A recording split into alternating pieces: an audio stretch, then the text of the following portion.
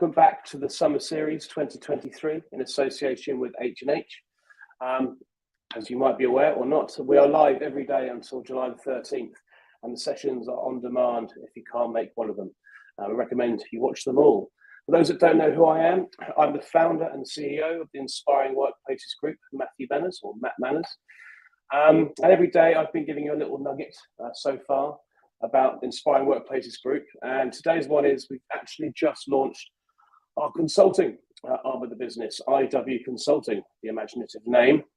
And we've done this after analysing award entries and submissions of the best part of a decade, good and bad, and have come up with a business transformation tool that plots organisations on something we call the People First Matrix. So if you want to go check us out, then it's all on the website, and we look forward to hearing from you. But back to the most important part of the day, and that's the Summer Series and day 4. And we're staying in North America for the 3rd day in a row. I'm happy to say that, I'm over the moon actually, to say that we have 2 storytellers again for you today. 2 people that I can't speak highly enough of, and have worked with them, again, almost for the best part on off for 10 years. And in fact, have some of my best memories of Inspiring Workplaces and its predecessor, the Employee Engagement Awards, have been spent with these 2 people. So there is only one sustainable competitive advantage in business today, and that's company culture. And Josh Levine, one of our storytellers, is on a mission to help organisations harness its power. As one of North America's leading voices championing culture as a business tool, Levine is known for the unique perspective and style he brings to his book, his podcast, which is a great one and you should listen to, and his clients. So our other part of the storytelling duo, Lindsay loves to dream big about the future of work. She's led people operations to some of the smartest companies out there. A pundit for employee engagement and workplace culture, she's driven modern HR practices across industries, from rocket ship startups to the Fortune 100. And from personal experience and having seen them captivate 200 people in a room in New York and Chicago when we did them in person, this session is one to watch. And the title of this session is Remote Work is a Red Herring. So please welcome the world-class Lindsay Wolf-Lodston and Josh Levine. Hello. Thanks, Matt. Hey, everybody.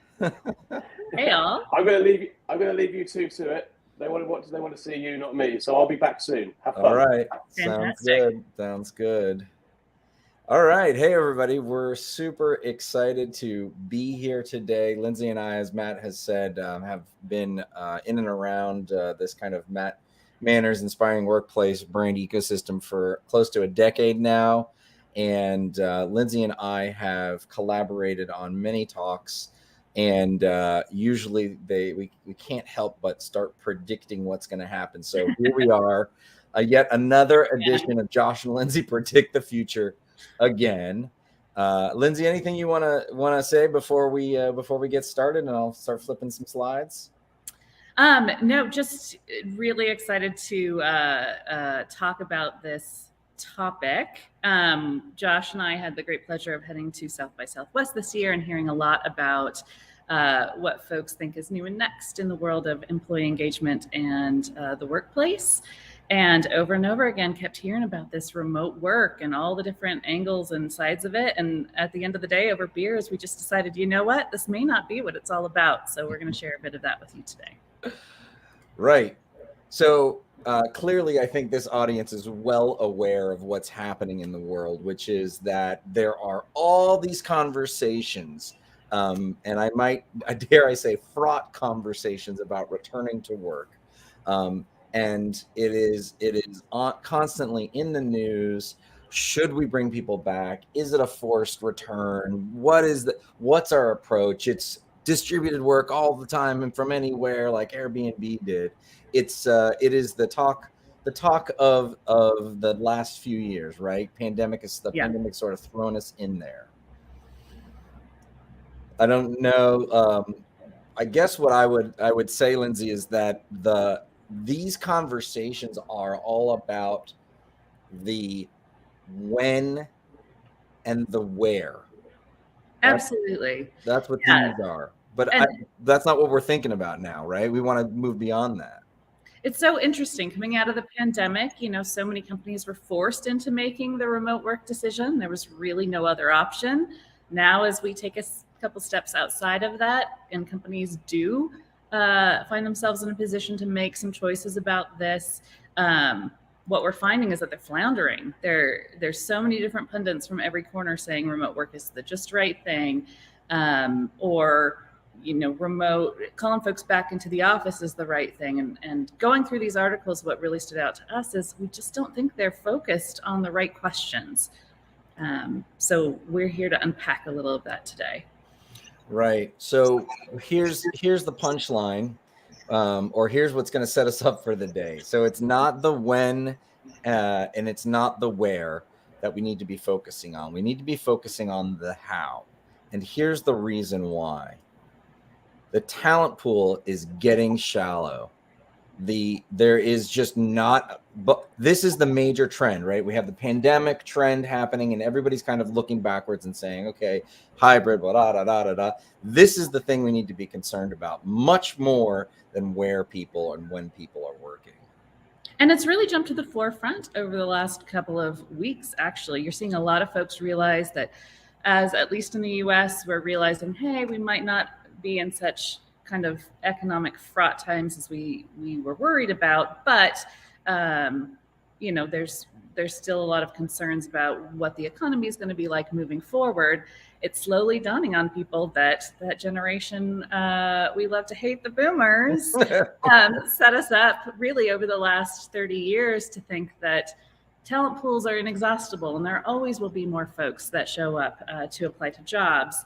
We just have to offer more perks and they'll show up. Yeah, exactly. And now, as the boomers are retiring, it's dawning on everybody that you can't race after productivity by throwing more bodies at it, because those bodies just aren't there. You have to start thinking about it in a different way. Right. So that's really the crux of what's going on here. And the macro driver of this is, while organizations are going to continue to have these conversations and it's going to be back and forth, right? Where it's like, no, we need to bring people in order to make sure that we're getting the best out of them. And then there's like, no, we need to offer full flexibility so that we attract the most people. We got to get all those people back here and we got to make sure that they are coming in. That's what they're saying. We don't want to get caught in that conversation. That this is the truth, is that the less that we have less people coming to work to fill in these seats to do these jobs, means that we're going to need to really think about how to increase productivity from whom we have, not lean on this this perks race to the bottom of infinite work from home time or lunches at the office, or choose your perk. I did a tour of duty in Silicon Valley startups about 10 years ago. And the big push then, the big focus was the concept of the 10X employee. How do you set up a talent program that attracts these mega employees that will solve all your problems and be great, but they're the cream of the crop and they're really hard to get. So you had to be super innovative about the perks you offer to attract these really high caliber, just right employees. And the reality that we're seeing now in this new kind of generational workforce reality is that you've got to be focused not only on getting productivity from your A team, but you got to be thinking about your B team and even your C team too. How do you maximize the productivity that your mid-tier or even low-tier employees are providing the company? Right. And the idea that you have to chase the same high tier A tier program as every person as everybody else is really not viable. It wasn't really viable before, but at least it would yield some results. So in this new era of tightening talent kind of funding, right? Talent stream, we really need to start thinking about how do we flip our thinking? How do we flip our thinking? Because we can't force, we're at I'm sure everybody here feels it. It is untenable. We can't force more hours of work, right? We can't force more, like, how many longer hours are you going to go? I mean, we got some more hours by not commuting. Okay. So people found that. But at this point, it feels like with everybody, all my clients and any of our colleagues that are, really engaged and motivated, it's like the goal now is to force people to take vacations. Yeah. And we all know it's not, we need more work-life balance. We need to be able to refuel ourselves.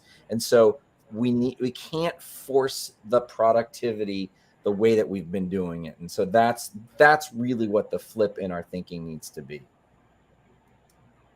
So big macro, the thinking here is we need to move from a one size fits all mentality of productivity and the way that we work. Here's how we work is the kind of symbolic quote to the do it yourself. Help me help you employee, right? So as a manager or as a leader, before it's been like, hey, this is what we're doing. Here's how we're doing it. We're going to go 3 days a week. We're going to go, you have to be here. You have to use these things. You have to go here, blah, blah, blah, blah, blah. From an operational perspective on the inside, that makes a lot of sense. But guess what? In the end, it's going to hold you back. And so now it has to flip. It has to be a help me, help you. What do you need to be most productive? It really is a change in thinking, for so many years, because there was that steady, reliable work talent pool, you were able to set a very kind of finite approach to how work gets done in your company. Now, what we think this remote work, 4-day work week debate is really showing us is there's got to be this switch in mindset to recognizing that the person who knows how they work best is actually the employee themselves. And so Josh and I, as we do, got together, did a little brainstorming, and came up with some of the ways we think companies can shift their thinking, 5 new hows, as we like to call them, for the new way that we work in order to maximize productivity. All right. So here's what we came up with. We're not saying it's the only 5, but it is the first 5 that we came up with. How do we flip this thinking? How do we create a new generation of productive employees that is going to enable and help us create both healthy workplaces and productive companies? All right. Number 1, employee, know thyself.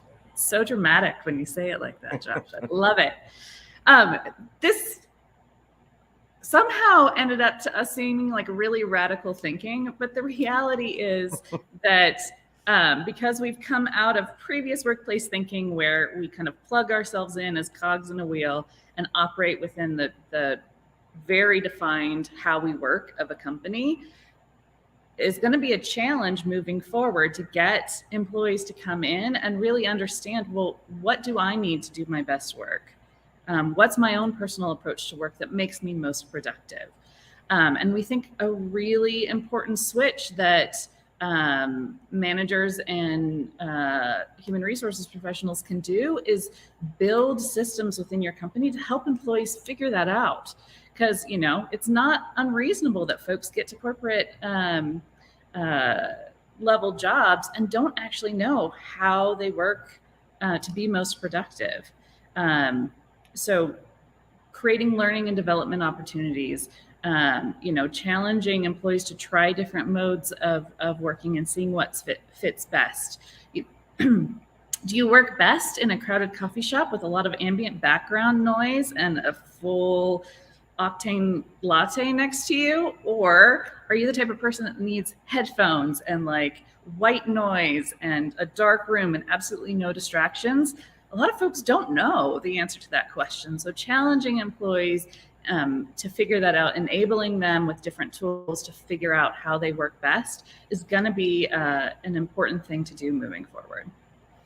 Right. So we have to help employees, I think most prevalently, the junior employees, the people that are just showing up, we need to enable them and tell them, I think first educate them that it not everybody works the same. I think, being further along in our careers, Lindsay and I certainly know, we're like, oh yeah, people do that over there. I could never do that. I need to do this over here. So how do we accelerate that learning? How do we get people to that realization sooner so they can be more productive sooner? All right. Number 2, the second how. Embrace the spectrum, hold the line. So this is really about those work styles. You have to be able to, as an organization and a leader, acknowledge and be aware there are a lot of different working styles. Mm-hmm. There's a spectrum of different working styles. We just illustrated some of them, and folks are going to find themselves somewhere along those lines. And you got to be prepared as a business to support more than just one mode of working. That said, in our discussions, we also recognize, there's some things that each business really needs to hold on to, things that make the sense for the business to get its product out into the world. The example that we fell on that really helped illustrate this point is Virgin Atlantic, and you see their lovely crew here. They made what was seen as a fairly bold move in the airline industry a couple of years ago to allow their crew to wear makeup or not wear makeup while on the job based on how they felt suited their work style the best. So again, it was really revolutionary because they opened it up.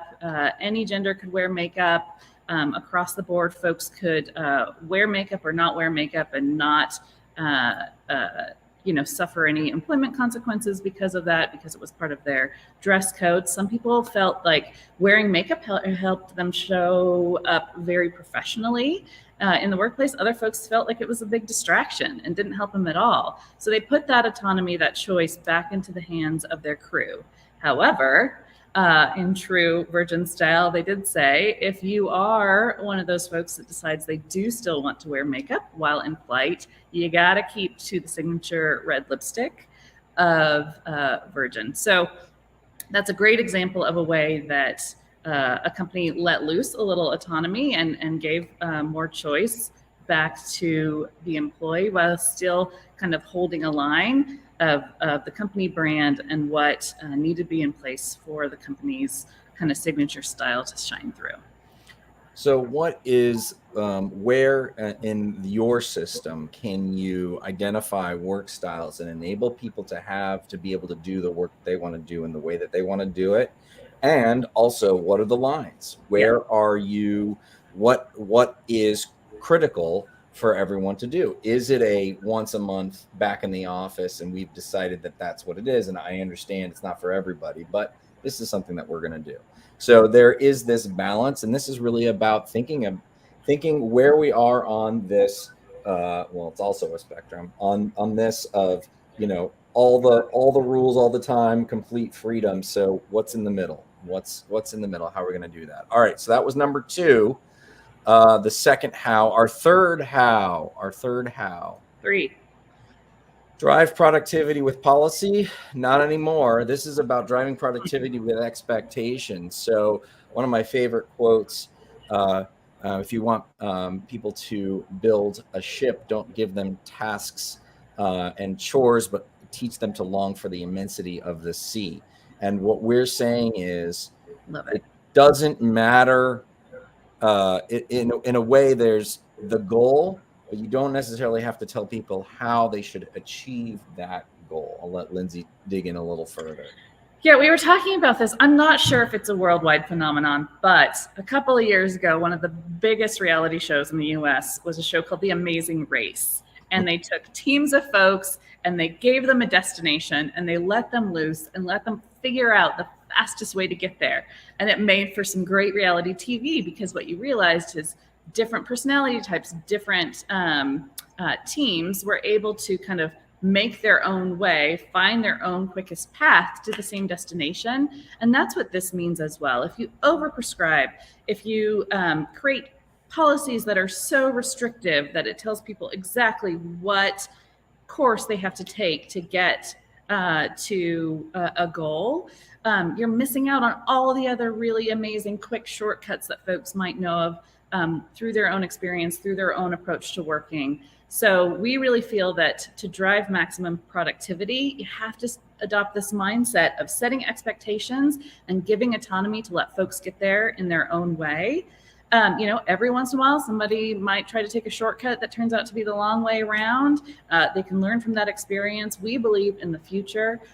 Setting expectations versus investing too much into restrictive policies are going to be what separates the highly productive companies from those who just muddle along.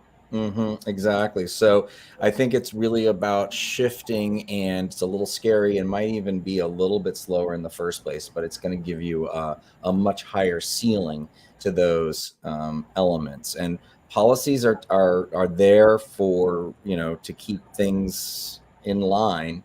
But unfortunately, I think many of those policies are going to be counterproductive in the future. So we're saying, hey, treat people, trust people to do their best work. Here's where we're headed. I'm not going to tell you how to do it, what you can and can't do. Mm-hmm. All right. Number four. All right. Guess what, folks? You're no longer managers, you're coaches. There's been a lot of Ted Lassoing around, but the point we wanted to emphasize is that when you're a manager, that automatically, right? When you're like, I'm a manager, I manage people. It's how do I get them? It's the managing was how do I get the most out of this person, right? Like I need to do this thing. We have to organize to keep it really. And now coaching is how can I help this person be the most successful that they can be in their role, right? So there's no more micromanaging. There hasn't been for a long time. I mean, it does exist, but I'm saying the best practices are really kind of macro managers. You got to think about yourself as a coach. It really is a shift in focus for a people manager. So rather than your ultimate focus being the product output that individual can create, shift the focus to how to maximize that individual in what they do. So again, you're not hyper focused on what their I'm going to use the 100-meter dash. What their 100-meter dash end time was. You're more focused on did they run the best race they could, given where they're at right now, given how much they've got to give. Did they run the best race that they could? If you approach people management in that way, we think you're going to come around to seeing a lot more productive folks. You're going to be focused on, as we said before, making sure folks are getting the resources they need and having the personal understanding on how to maximize how they approach work. So coaching versus management, we think is going to be a really hot topic moving forward. I was just at a conference and they were talking about kind of some of these services that they are able to, like counseling services, provide for employees as potential perks. And I think this thinking, right, being a mentor, being a counselor, being a coach, has the benefit of so many benefits, right? The person feels seen, you're investing in them, and you're going to be able to unleash that much more compelling and powerful, productivity, the creativity, if they're able to be more present, right? So this is a trend that's already catching fire. And so what is going to be the key skill of the next century is people leaders who understand that their primary goal is about lifting people up from the bottom, not trying to force them to move from the top. All right. And here we are, number 5. Let employees drive. What? Crazy. So I'm going to tell you a personal story real quick. My son just got his driver's license last week. And watch out. It can be a little bit. This has been. I feel like this picture is me and Lucas from the past year of trying to teach him how to do it. You're too close over here. It's uncomfortable, but I know that has to be the way. I can't keep him from driving. And as a matter of fact, it's going to actually make our family more productive if I don't have to drop him off, or he can take his little sisters to do something. And so, yes, is it scary as hell, right? I'm just like, oh no, but it is something that we need to do. And this is really kind of the insight is this is the one of the big flips of, hey, before as a leader you were driving. Now you have to let the employee drive, let them control it. You can advise, you can have the map, but it's about this switch.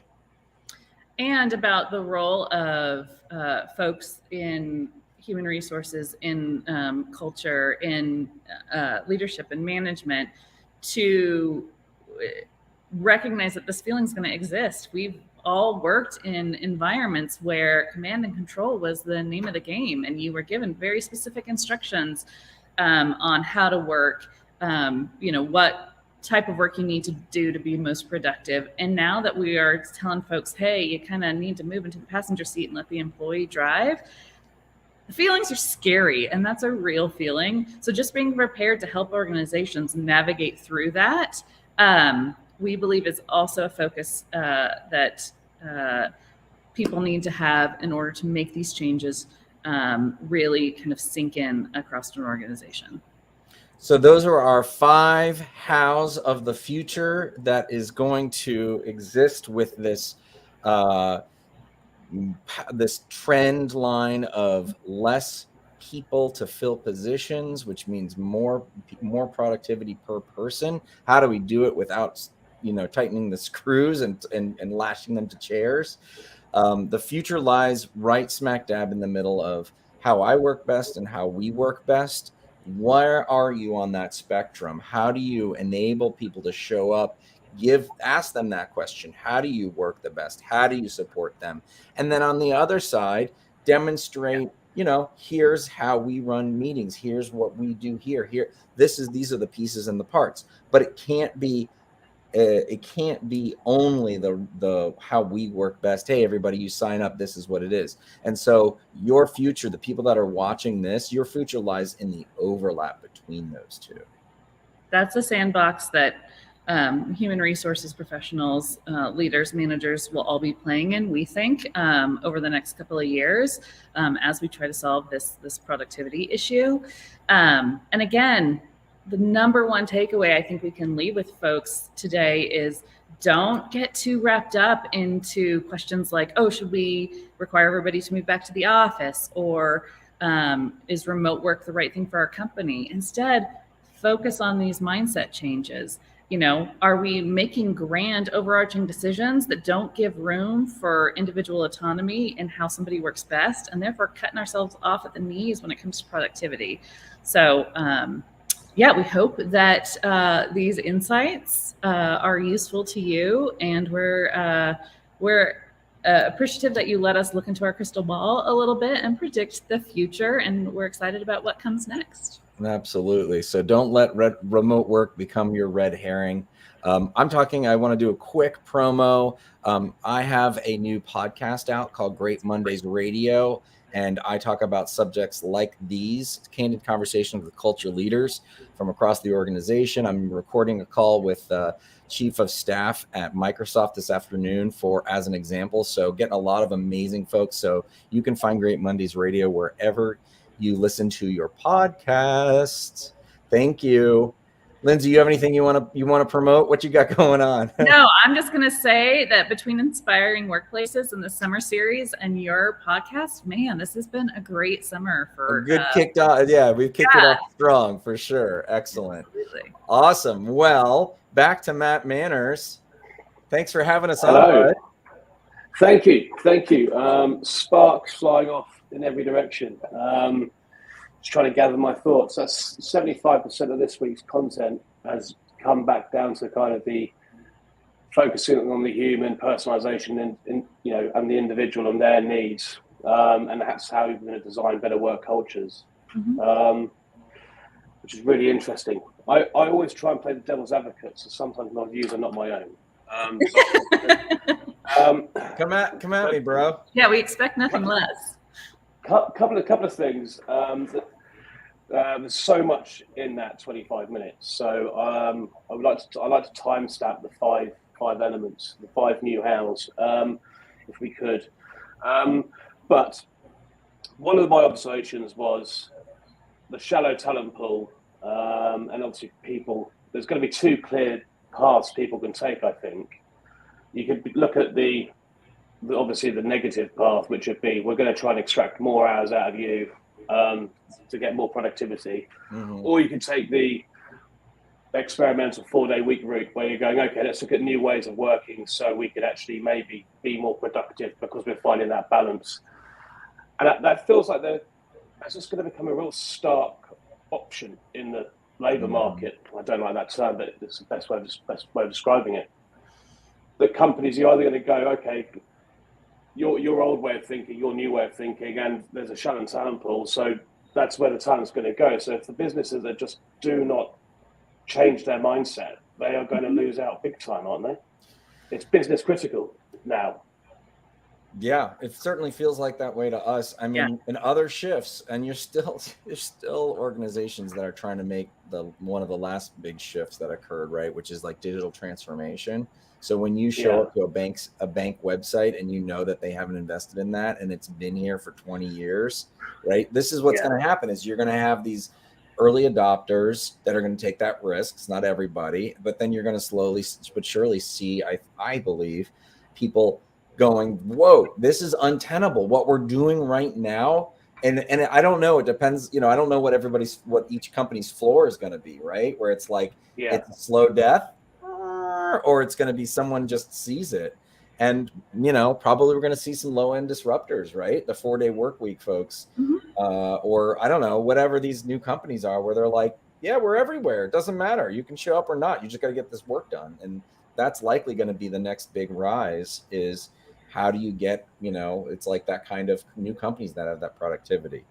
And the companies that are confused enough to think that the answer lies in trying to get folks to work more hours. We just went through a pandemic where so many folks experienced kind of this strange disruption of trust with their employers where they're like, you said that being in the office was mission critical and that I needed to make my 1.5-hour commute every day in order to be a productive part of this company. And then the pandemic hit and I worked online and actually got more accomplished. So then there's already a bit of a trust crisis happening out there. And so then to have employees trust that working more hours because the business demands it is the right way forward. I think a lot of folks are going to see through that and see talent making decisions based away from companies who can't come up with smart solutions on how to be more productive by, giving more autonomy or switching up approaches to how they work. Do you think organizations just need to be honest with their people? Obviously, as in general, that's a very good lesson to learn. But we're learning as we go here. We want to try this. Give us some rope, because we are all going through a great experiment. There is no one size fits all. This is what we've just been focus on your talk is we've got to try things, and they're not all going to work, and they're not going to work for everybody. So, do we think that what employees are going to be understanding enough, patient enough with organizations as they try to find the right path? I think, this is why we led off with employee know thyself. I think they're more apt to trust if you also give the individual employee the opportunity to figure out what works best for them and set those personal boundaries at work, so that it's not always the company saying, oh, we're going to try this over here and try this over there, and we'll come back to you with what works best for us and then make you do it. If it's more of that Venn diagram where the company's going to try some things, we need you to try some things, figure out what works best for you, we'll figure out what works well for us, and we're going to find a middle ground that works for everybody. We think that approach is going to be most successful moving forward. If you think about, there is a trend towards honesty, which I think is actually being framed in the market as transparency. And so the question isn't yes or no, should we be honest or not? That's a false dichotomy. It's how honest or how transparent. And so my advice would be move towards more transparency. What can you tolerate? Because you're going to have these organizations that are radically transparent, right? They post all of the salaries online of everybody. That is a pretty sensitive thing that used to be like, you can't see that. So with all that stuff, and I think that we have a very, Gen Y, Gen Z, very good bullshit detectors. And Yeah. if you're not being honest, Yeah. right? Yeah. Like honesty is Yeah. kind of the thing. And so all I can say is move it over, try to get a little more transparent as you kind of move forward. Okay, my last question or observation, and I don't expect an answer on this one because I think we're going through a global social experiment, and we probably won't know the results for a long time. But social connection, you see all the articles and medical journals talking about the importance of social connection, just being in the same room with somebody, touching somebody, just all those sensory sparks, I guess, that you have from being in person. Is there a danger of not working in the same place as somebody, an office space with somebody, a workplace with somebody? Are we actually doing damage by not asking people to work together for some period of time? So I have a couple thoughts. One is it is a mandate for us to figure out how to connect better digitally. I'm not, it's really bad. It's really bad right now. I ain't going to another Zoom happy hour. It's just not the way, right? Okay. But we need to be looking at how do we do that? Is it a substitute for in-person work? No, it is not. And there's a lot of benefits to being in person, and it depends who you are and what you're trying to achieve. I do recommend what I would say is rigorous hybrid, which is you need to establish with your organization, how often do you want to come together? How often, because it can't just be at random you're showing up, because otherwise you end up in a conference room on Zoom anyways. And so it's, hey, everybody, you're supposed to be here Tuesdays and Thursdays, or hey, everybody, once a month, we're going to get together and everybody comes into the office. Or like Airbnb, right? They decreed you can work from anywhere forever, but your teams have to come together for a week every quarter. Really smart. Right. So, and there's plenty of distributed organizations, fully distributed organizations. Automatic, the company that runs WordPress, right? Like that company, fully distributed. They come together.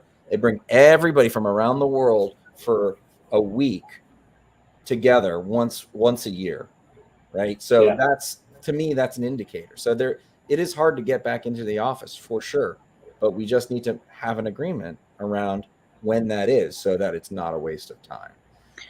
The other piece too is recognizing that sort of crisis of loneliness isn't just the responsibility of work, right? That if you organize, again, that goes back to the question about should we just have people work longer hours? Well, that's going to impact that loneliness epidemic as well. So just thinking through what work-life balance looks like in the digital age, and are you giving space and encouraging employees to find connections outside of work, knowing that they're not in an office with everybody all the time. And I guess it comes back to number one: employee know thyself. If you know you need it, you find a fully in office 5 days a week job.